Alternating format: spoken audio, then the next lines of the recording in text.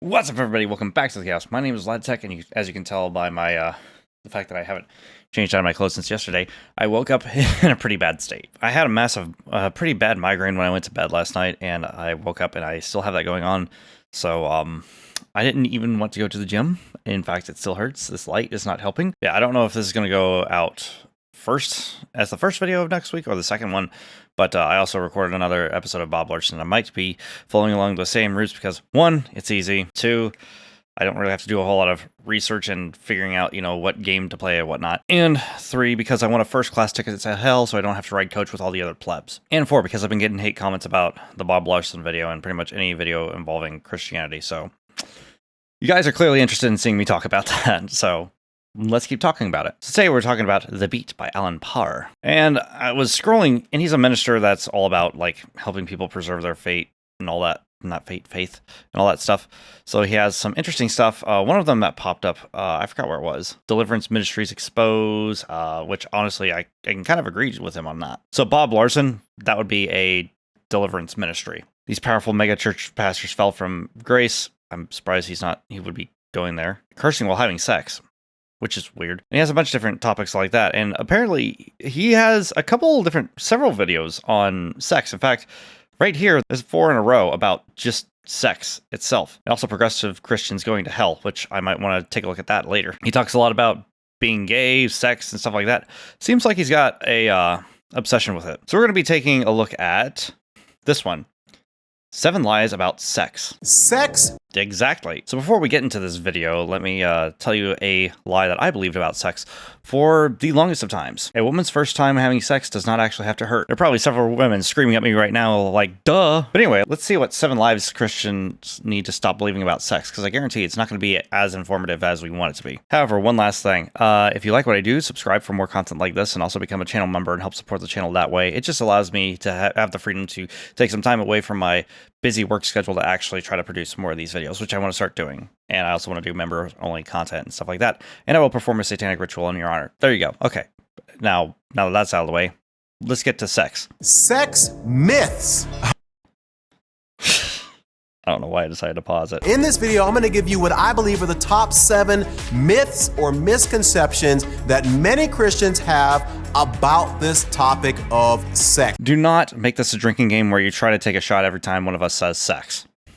You will die. I don't condone binge drinking. Sex myth number 1 is that marriage is going to cure my sex addiction or my sex problem or my lust problem. Not technically a problem unless it's actually getting in the way of work, family, or other obligations. Like if you just can't go to work because you had to have sex with somebody, that's definitely a problem. But typically in the context of lust, what people are talking about is just wanting to have sex with people outside of marriage. Yeah, if you just like having sex, I mean, that's not in and of itself a problem. It's the quantity, it's the dose that makes the poison, honestly. However, I do agree with him on this. Marriage is not going to solve that because, I mean, marriage doesn't really solve anything. In fact, marriage could create other problems, which is why it's not a decision you should take lightly. And it's also the worst reason to get married is to have sex with somebody, which is actually a very common reason why people in conservative Christian families get married, is so that they can fulfill a basic freaking biological function. However, I still agree. If you like having sex with a bunch of people, getting married is probably not going to solve that issue. I can tell you that many single people think or have this misconception that if they get married, that marriage is going to somehow be a cure-all, a fix-all for their sexual desires and ultimately their sexual addiction. What kind of sex addict would think that? Only Christian ones. If you've got a genuine sex addiction, I'm pretty certain you know that getting married is not going to work. How gullible are these people? If you are someone and you have an addiction to sex, or you have an addiction to watching inappropriate websites, I think you know what I'm referring to, right? Well, typically when people say addiction to inappropriate websites, they mean like if you've ever gone on the hub.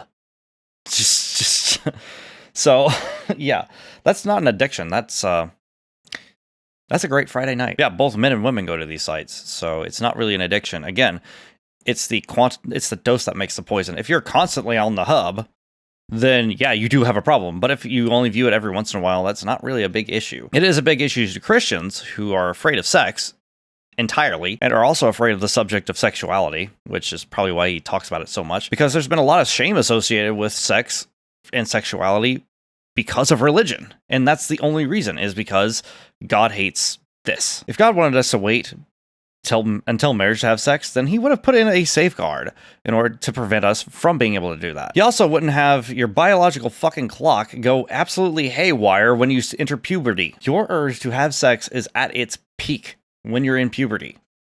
Why is that? And if God didn't want us to masturbate, he wouldn't have had our arms being able to reach. And on the topic of lust, again, we're not condemning an action, we're condemning a thought. This is a thought crime. You can't control your thoughts. They just happen.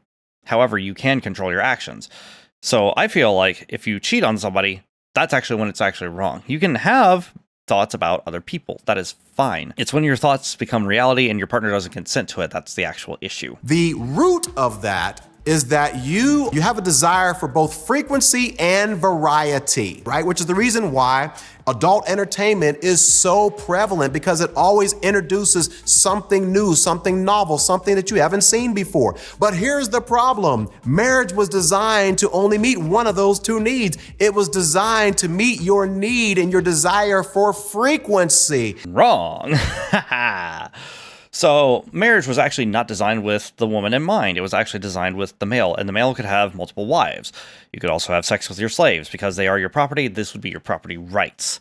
On top of that, a man could also have concubines, which is a sexual servant. And on top of that, like, it didn't matter if the man was married and he had sex without consent with another woman. As long as she wasn't married, that one would just become another one of his wives. Yeah, the Bible doesn't actually define marriage at all, what a marriage is supposed to be. It mentions it a lot. But for the most part, it was just a transfer of ownership from a father to the husband. And the thing that being owned was actually the wife in this case, or the daughter, if it was from the father. So yeah, when you got married, it was a simple transfer of ownership, because women at this time, at the age that the Bible was written, were considered property. However, this is something worth talking about. If you enjoy sex on a more frequent basis than your partner does, then maybe you shouldn't get married, because clearly that is an issue. If you're on different levels on that regard, maybe you shouldn't be together. Maybe you should find a partner that actually meets your sexual desires a little bit more. This is where something like an open relationship or a polyamorous relationship would actually come into place. But if your partner's not into that, then, well, again, might need to seek a different partner, either one that will allow you for more frequency and variety, or one of those two, or will allow you to seek other partners as well. That's what healthy people talk about. Sounds a lot better than getting married. But anyway, let's continue. Hey guys, I know that you're in the middle of watching a video on the 7 myths or misconceptions that Christians have about sex. And as you can tell, one of them, if you haven't seen it already in the video, is that sex is supposed to be like the movies. Sex is supposed to be like pornography, right? Well, that's because the devil has done a great job of perverting our minds and perverting this beautiful gift that God has called sex. And he wants us as married couples, as single people, to think that sex is supposed to look like what you see on the screen. No. Not at all. Again, we have another case where Christians are blaming everything but themselves for their own problems. And I need to let a cat out of my room real quick. Give me 1 second. Hey, baby. You need outside? Say hi to YouTube. Hey, YouTube. Go. Be free. And yes, I'm wearing PJs. Typically, people have fantasies. That's normal. That's like people have kinks, people have fantasies. This is all normal. It's not unhealthy unless there's like some kind of unhealthy action taking place within that. So yeah, that's worth debating. However, most adults understand that pornography is manufactured. Like, we know it's not reality. It is purely fantasy. Only Christians believe that this is what people want us to think. So is this a bad thing? Debatable. Is it the work of the devil? No, not at all. This is the reason, guys, why I've partnered up with my friends over at Covenant Eyes, and you've been following me for any length of time. You know that I believe that's a spyware software, if I remember correctly. Hang on, let me open an incognito tab, because I don't want this shit in my search history. It literally is freaking spyware. Okay, so Power of Covenant Eyes. Our powerful Covenant Eyes app monitors your device and sends your feed of your activity to your ally. So literally, you can have somebody spying on you just for the sole purposes of shaming you. But think about this. If you have that kind of technology on your phone, What can a hacker do with it if they get the password? They can probably do a lot more than just spy on your feed. They can probably spy on your credit card information too. And it was rated so highly. God, that's a lot of morons. Yeah, no, do not download that. If you really think you have an actual problem, go see a real professional. All right, we're just going to skip ahead to myth number 2 because this is just getting sad fast. That issue before you get married so that you're not bringing that lust problem, that adult entertainment addiction that you have into your marriage. Hang on, let me scoot back a little bit because that sounded important. And I want to encourage you to deal with that issue before you get married so that you're not bringing that lust problem, that adult entertainment addiction that you have into your marriage and therefore projecting that onto your spouse. A lot of the women I dated also spent time on the hub. We also watched the hub together. That's not a problem. Like, it's not a problem if your spouse actually also likes it, especially if they watch it with you. That's fine. It's not going to hurt your marriage. Sorry to say it. All right, let's continue on before somebody complains that I keep stopping the video, which I have to do to avoid copyright issues. Okay, so the second myth that I think many people, whether Christians or not, have as it relates to this topic of sex is that good sex does not require work. 100% agree. Think about it. So the first time you try to pick up a sport, learn an instrument, or try to paint a painting for the first time, were you the best at it? Absolutely not. Sex is the same way. I 100% agree with this. So we actually found something we do agree with. And I'm surprised that he has to tell people that. But one small caveat though, some people are literally bad at sex. So yeah, I've met a couple of these people. Some are better than others, and some don't actually get better when you get married. So sometimes you can even put in the work and they're still about the same, like no improvement made at all. So honestly, it's a good thing to have sex before marriage, before you get married, to know that this person's going to actually be able to satisfy that need for you. If we get married, we take off our clothes, we're in the bedroom, that somehow or another, we're just gonna lock eyes like they do in the movies, and both of us are gonna feel it to the same degree at that moment, and we're just gonna go at it like rabbits, right? Yeah, that's not typically how it works. It takes work, right? Preach. Well, don't preach. Preaching's, this type of stuff is kind of bad, but this one thing in particular, love to hear it. Absolutely love to hear it. That also goes for women. So that's actually kind of the myth I wish he would have talked about. But he might talk about it and I might just be like speaking too early, but I'm going to go ahead and bring it up just in case. If you're a woman, that does not mean you have to put in no effort and that the guy has to put in all the effort.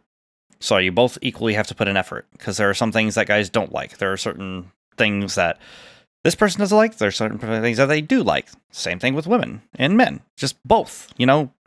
This is where healthy communication comes into play. That's how you know you're sexually compatible. If you can't communicate the things you like, you shouldn't be having sex. You shouldn't be getting married. I'm gonna give you an acronym that I came up with for this video, and it is the acronym SCOPE. And each one of these letters is a tip that I wanna encourage you to apply if you want to improve your sex life in your marriage so that you don't have this misconception about sex, okay? I don't want to know what this is, but I kind of do.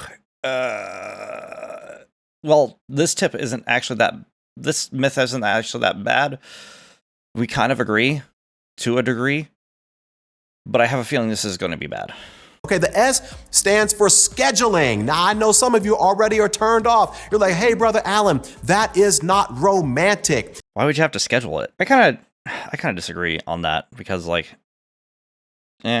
spontaneity can in itself be fun. I mean, if you guys are really busy, then scheduling can be helpful. So I don't think this is something you need to apply across the board, just like in certain situations. Yeah, it can actually be quite helpful, actually. Most of the time in marriage, it's very rare that both people are gonna feel it at the exact same time. So what does that mean? That means you might need to schedule sex, okay? If that not entirely. Arousal isn't an on-off switch. It's more like a dial than a switch. So it's not like just on-off. It's more of a so. There, that explains it a little bit better. So your level can be turned up to 10, but theirs be turned up to like 3 or 4 or something like that. You just have to, put in a little work. However, if that knob is all the way on 0 or, like 1 or a 2, something like that, Probably not happening. That's where consent plays a big role in this, because at any time that dial can be turned all the way down on both ends. So I wouldn't say scheduling, I would say consent, but it doesn't fit with scope. It'd be copes.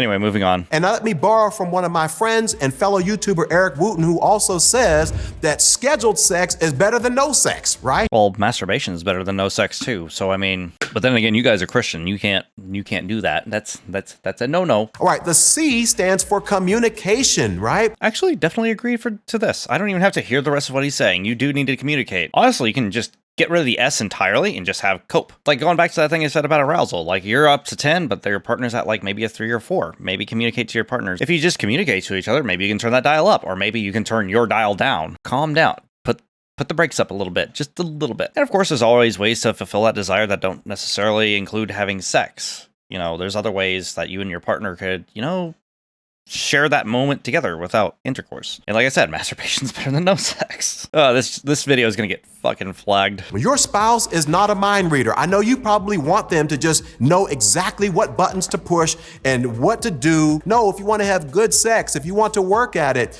it requires communication. You need to communicate with one another, what you like, what you don't like, how you want to be touched, what turns you off, certain things that attract you, what makes you aroused, things of that nature. Okay, first off, that was the fakest pie I've ever seen. Second off, 100% agree. There were only a couple of relationships that I was in where there was absolutely no communication whatsoever. It was the worst.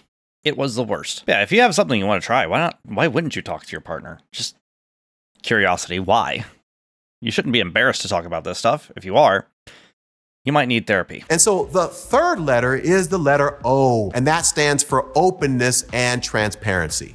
And what I mean here is to simply be open to explore. There you go. He's giving you permission to be swingers. Also, yeah, still agree with this. Don't just come into the marriage thinking that you know everything, or hey, well, I know this worked on the last girl that I was with. This move always worked on the other girls I was with. Or man, this worked on all the guys I was. No. What's sad is I know people like that. Okay, the P stands for patience. And what I mean here is I want to encourage you to be patient in your sex life. Don't just give up and get down and get busted and disgusted if after the first year it's not where you thought it would be. Okay, sort of agree. So if you're married, this is going to be a huge problem because like I said before, if you have sex before marriage, you're not going to need to worry about this problem ever. However, if you're trying something new and it's not quite going the way you guys think, you can, honestly, if you need to be patient, you probably just need a different partner entirely. Not gonna lie. But to some degree, I do agree, because like we said earlier, you're not gonna just have sex with somebody that's gonna be just, mind-blowing all the time. For the most part, people are gonna generally have to work on it, right? You do have to be patient while you're figuring that out. You gotta be able to communicate. However, if you're communicating effectively, you don't really have to be all that patient. You need to be a little patient, but not super patient. But if you're married and you're trying to figure this out, you're screwed. Don't accept a defeated mindset, because many couples will tell you that they didn't even have a great sex life until 5 to 7 years into their marriage. Whoa. Oh my God. I think at 5 to 7 years, you would just give up and say, fine. Sure, it's good. It was great. Wonder what the pool boy's doing. Wonder if that's what Ted Haggard said before he met that one guy in the bathroom stall while high on meth. Yeah, no. If it takes 5 to 7 years, you definitely need a new partner. And then the E stands for education, right? So funny thing is, education, the hub can actually help with that. Or you can talk to a sex therapist, which they do exist. You can also talk to other couples, if they're open. I mean, the other couples you guys are going to be talking to who actually watch this stuff, they're probably going to be Christian, so that's probably not a good idea. It's literally the blind leading the blind. But yeah, education, not necessarily a bad thing. Kind of agree. But yeah, just drop the S and you're pretty good. Anyway, moving on to myth number 2, because I'm stopping the video way too much. Okay, so this third misconception is one that I cannot wait to talk about, and that is the idea that sex should be the same in every season of marriage. What the hell are you talking about? Well, I guess when I'm 65, my dick's not going to work right, so I mean, sure. When you get married, and you're probably living that dink life, that dual income, no kids life, There's no stressors, there's no responsibilities. So yeah, it makes sense why your sex life might be very vibrant and very, very frequent in that season. But listen, when you start having kids, when you start to introduce other responsibilities and stressors into that relationship, sex is oftentimes the first thing that changes in that marriage. This kind of makes sense, actually. It makes perfect sense. Sometimes it's the marriage that actually changes it, but yeah, it does make total sense. I'm not disagreeing with it. I'm just saying. But again, that's where, communication actually comes into play. It's like, oh, well, I'm not feeling it right now. Why? It's like, well, all the stress with the kids and stuff like that. It's like, all right. But then again, like, if this is actually a problem in your marriage, I mean, you've got bigger problems. But from what I understand, like, sex is still good at this point if you have kids. It's just more like, think of it like before kids, you're going out to like fancy restaurants and stuff like that. It's really good. You have all these different options, all these different things you can try, and it's so good and fulfilling. You have to basically, take a plate home with you. Having sex when you have kids is more like fast food. It's good. It gets the job done. But it ain't no 5-star restaurant. Again, not to say that it's bad, just different. And different can be good. So, yeah, there's that. 61% of women say that they experienced a significant decrease in sexual desire after children compared to only 30% of men. Now let's break down why that may be the case. Well, first reason might be fatigue, right? Listen, if you don't have kids, you don't understand how much energy it takes to be chasing after one kid, maybe 2 kids under 2. Why not hire a babysitter or a nanny? Oh yeah, because it's mainly us working class folks that have to worry about, being tired all the time. Got it. Also, that seems slightly misogynistic. Why are only 30% of men complaining that they're being tired? Probably because men are encouraged to work more than women are when they have kids. Like most conservative people want women to stay home with the kids, is what I'm saying. The second reason why there might be a lower desire is for body issues. Listen, men and women both go through, more so women. What do you mean more so women? What? Both men and women can get fat.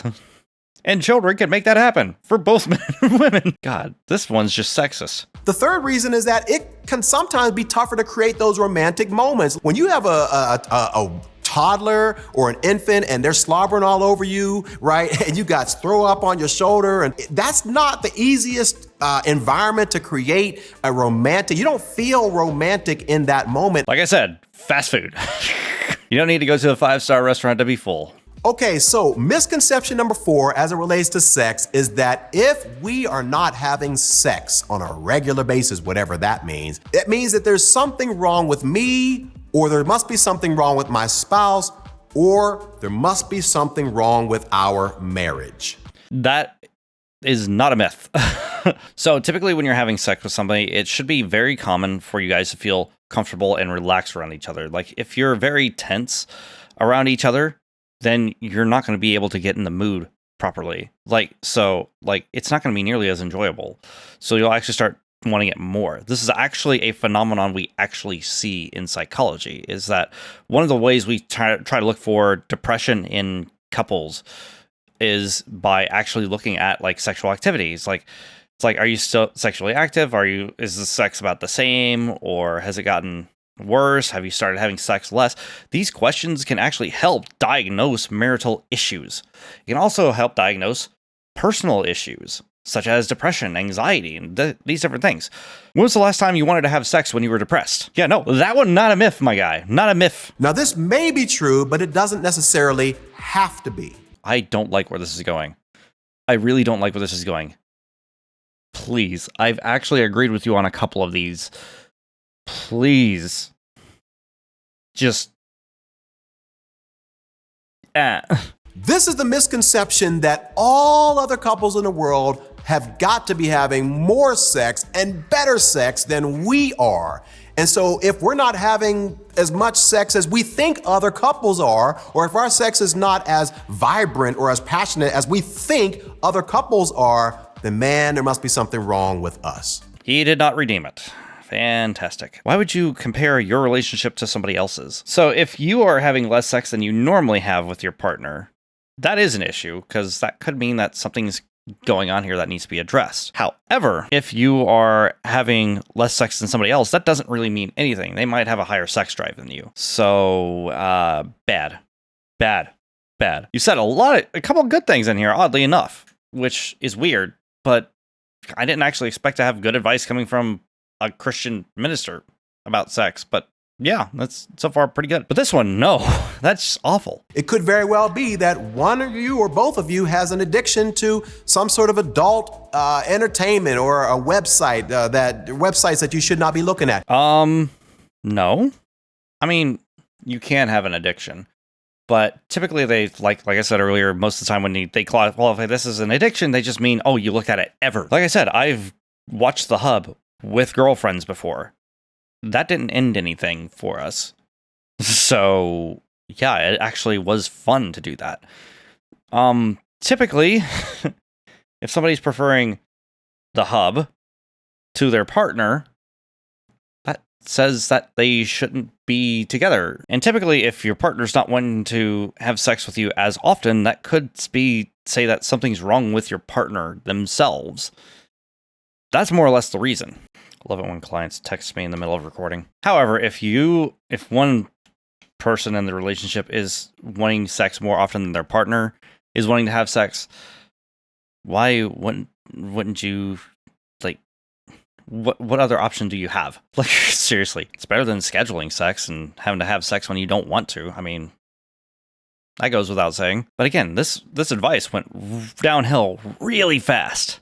It could be the fact that some past trauma in your life is starting to come to the surface, maybe something that you haven't dealt with in your past as it relates to abuse or whatnot.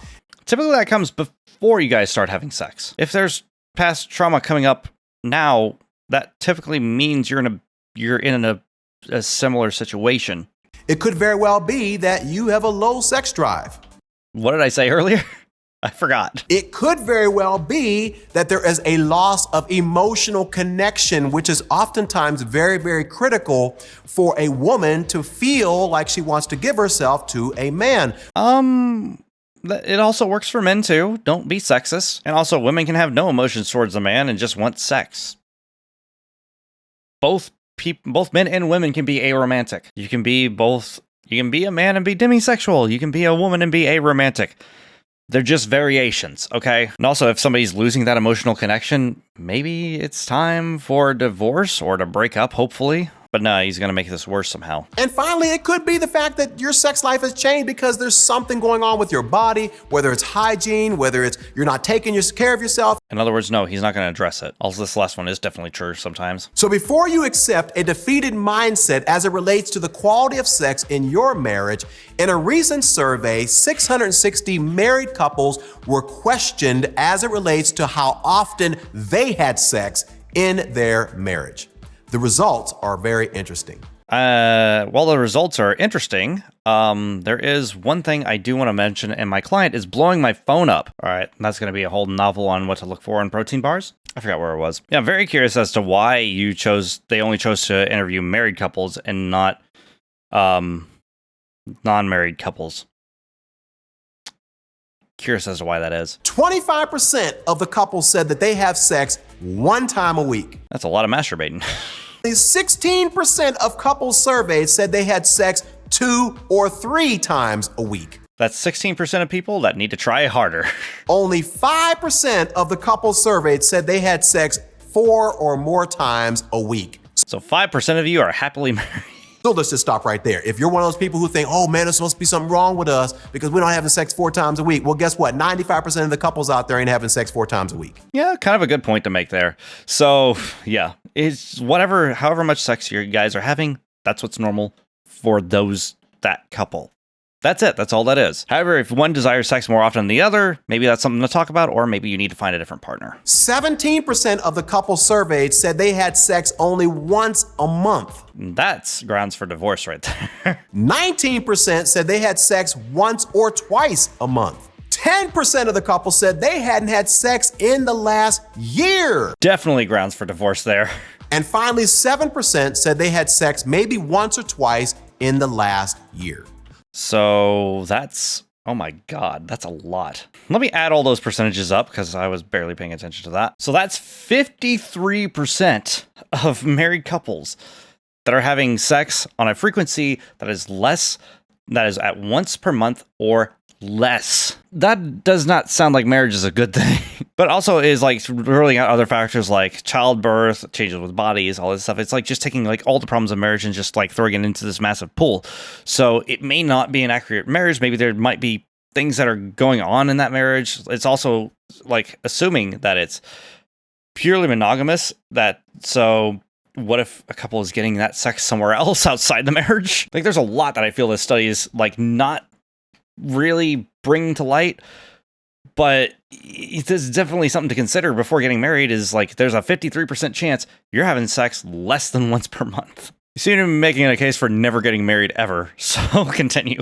So I want to encourage you not to focus on, well, there must be something wrong with us or wrong with me or wrong with my spouse because we're not having the type of sex that we want. Instead, focus on solutions that you can implement into your bedroom so that you can have and experience the sex that God intends. Like having sex with other people or masturbating. I mean, both of those are viable option. And I know somebody's already going to have that comment of, well, you shouldn't be bringing other people into your marriage to have sex with. Well, guess what? It's just sex. It's a bodily function. Just, you know, like eating, sleeping, breathing, having sex.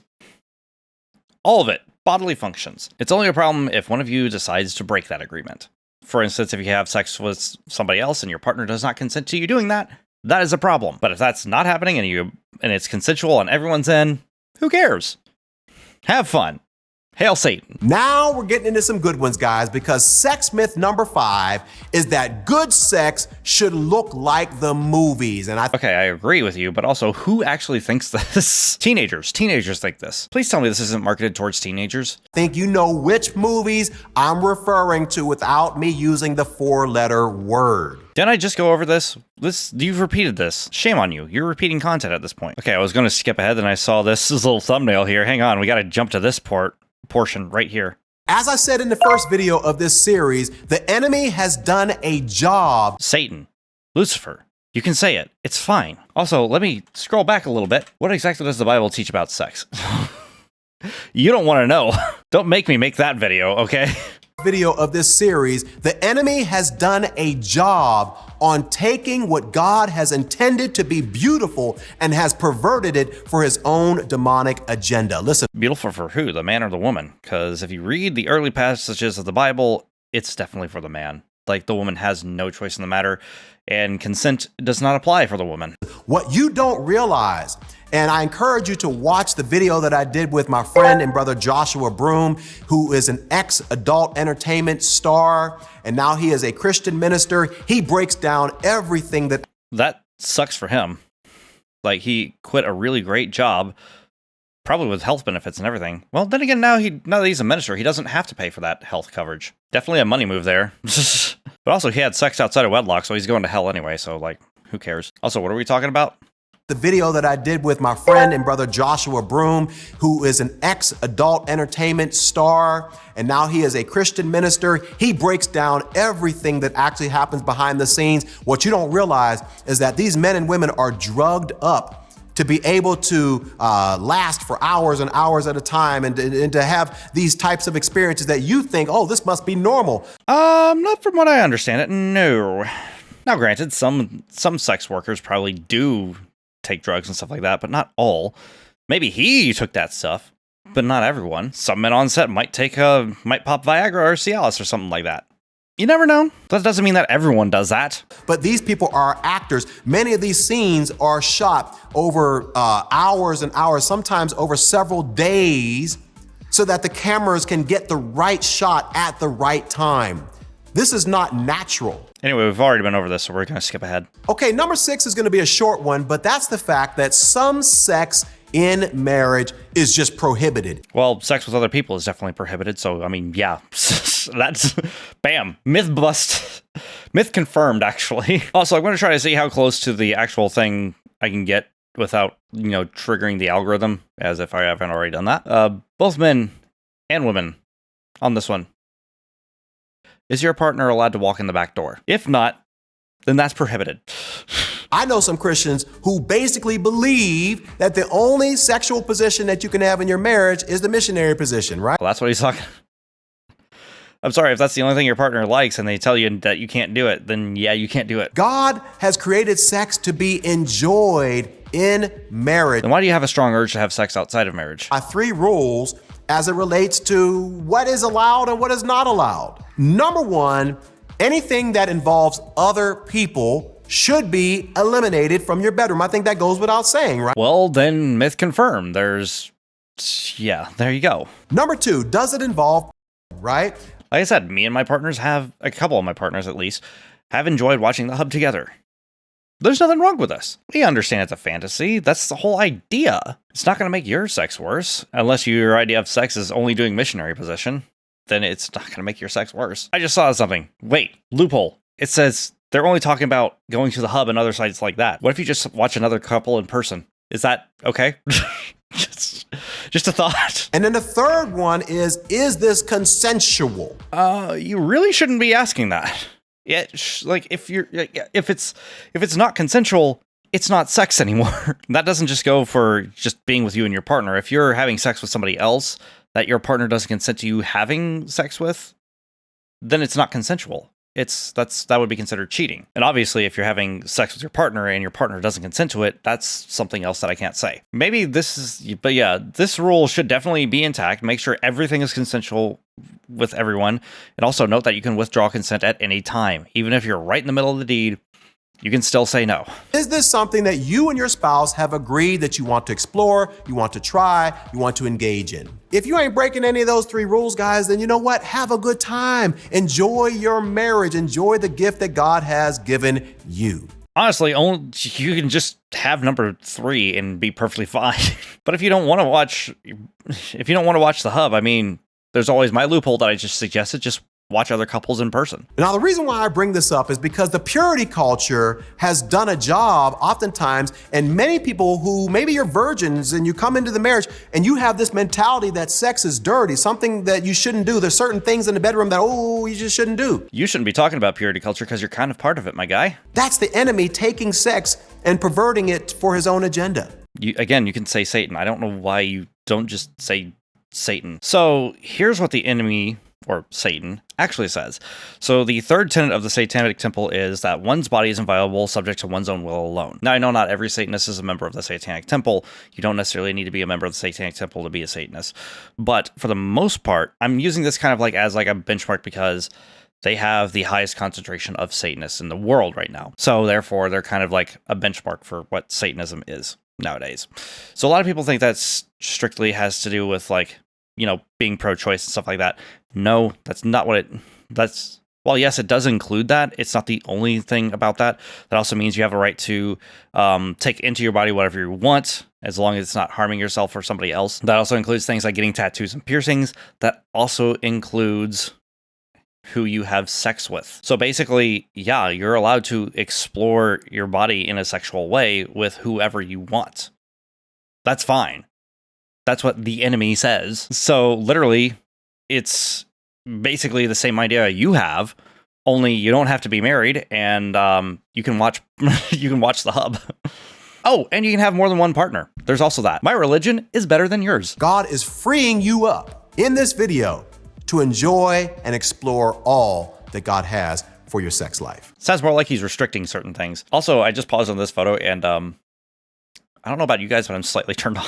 And the 7th and final misconception that I want to talk about in this video is that certain types of sex are not really sex. Well, we've already gone over that. So, yeah. Now, what am I referring to here? The Bible says this about sexual immorality.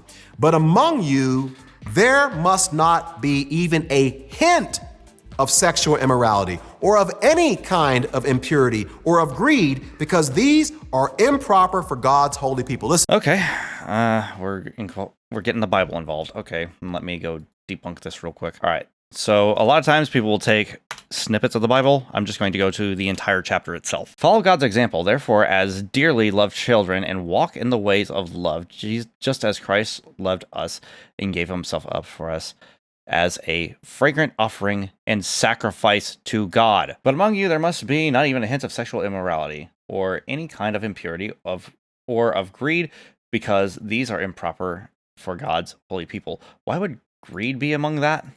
What? Why? And what does it actually mean by sexual immorality? It is not like having sex outside of marriage, because like I said, a man could actually, have sex with a woman who's not his wife, who is not married, without her consent, and that woman would just become another one of his wives. And they could have concubines, and they could have multiple wives and all this stuff. I've mentioned that before. So sexual immorality does not refer to that. It actually refers to homosexuality. You're not allowed to have gay sex. Furthermore, if you keep reading, it says, nor should there be obscenity, foolish talk, or coarse joking, which are of place, but rather thanksgiving. So you're not allowed to give thanks. You're not allowed to tell jokes. You're not allowed to say obscenities. So you're not allowed to say, damn it, for instance. That would be an obscenity. I'm curious as to why you didn't also include that. Probably because it doesn't, it doesn't have anything to do with this, but, you're putting more restrictions on you than you think. Apparently, if you're let no one deceive you, empty words, for because of such things, God's wrath comes on those who are disobedient. In other words, God is going to smite you if you do any of those things. So you're not allowed to tell jokes anymore, by the way. So now that we've had that, let's start what he said over again. I'll confess to you, I'll be transparent with you. Whenever I was single and I was celibate and I wasn't a virgin, but when Already, you're breaking the rules, man. You're a bad example. I took my vow of celibacy, one of the things that I struggled with is I would try to justify other type of sexual activity because I would tell myself, hey, well, I know I'm not having intercourse, right? But these other forms of sexual behavior, it's okay. It's not as bad as sexual intercourse. It's not really sex. Well, sexual intercourse isn't bad. It's also not bad to masturbate. And honestly, if you want to remain celibate, then that's a really good way to do it. It's just to take care of it yourself. Then you don't need somebody to take care of it for you. It's like trying to pole dance with one leg. You can do it. It's just way harder. I'm going to be blunt, okay, because this is a video on sex. Oral sex is sex. Yes. Yes, that is true. That is very much true. But that's not what the Bible is talking about. Remember, it is talking about gay sex. You're not allowed to have sex with a man. It's like that's literally the only sexual immorality that it's talking about. Not only oral sex, but self-sex, right? Masturbation. Masturbation isn't sex. You're not having any sort of physical contact with another person. Let me look up the definition. Sexual activity, including specifically sexual intercourse. And number 2, either of the two main categories, male and female, into which humans and most other living things are divided and on... Okay, nope, that's not what we're talking about here. So whenever you guys who are anti-trans hear people talking about conflating sex with gender, this is what we mean. Just so they're there. Just getting that out of the way right now. But yeah, specifically sexual intercourse. If there's no physical contact then you're with another person, then you're not having any sort of intercourse, which I kind of would place oral sex in that category of having intercourse. And the reason for that is because it's another vector to spread STIs with. So that's why I would include it in that. So if you kind of think of it that way, then you should actually protect yourself whenever you're having oral sex. And masturbation is not sex. It is a substitute. Again, like fast food. It's like fast food, but you make it at home, so it's kind of like a TV dinner. It's easy as a single person to justify that because, hey, I'm not hurting anyone. I'm not involving anybody else. It's just me, myself, and I, right? Yeah, but God's watching you because that's his kink. That is also a sin. And we need to make sure we're not justifying that. And finally, visual sex, right? Okay, that has to be a completely made up term because I am just now hearing it for the first time. Looking at other people having sex. All of these are forms of sex that God says we should not engage in. Okay, well, due to this new made up category, and my face is really red because of the screen. Hang on one second. So my idea of using exhibitionism is not going to work, guys. I'm sorry. If you're Christian, you can't watch another couple have sex in front of you. I tried to help you guys out.